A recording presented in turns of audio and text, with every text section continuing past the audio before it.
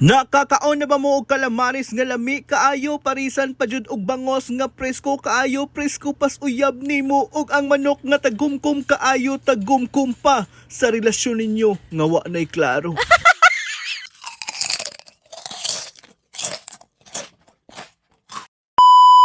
What's up mga kautot?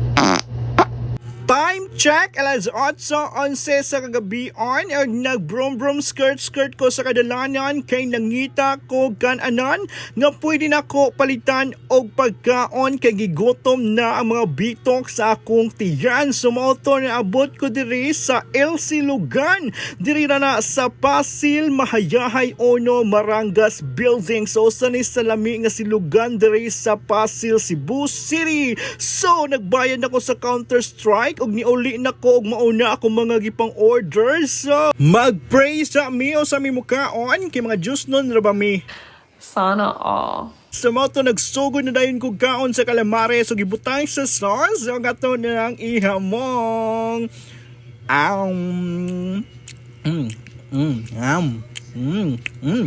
Yummy! Og ang bango sa sarang isunod na ito kaon og bahalag na ibukog atong itoslob og ihamong.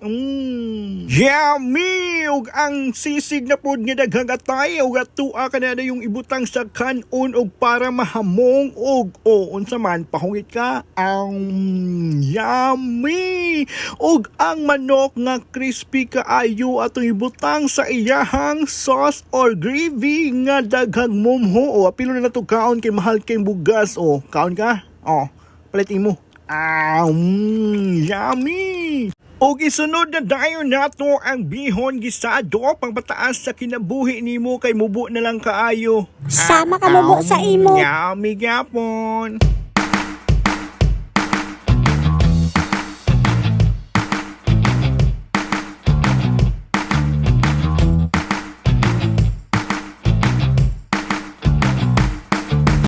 Last bite.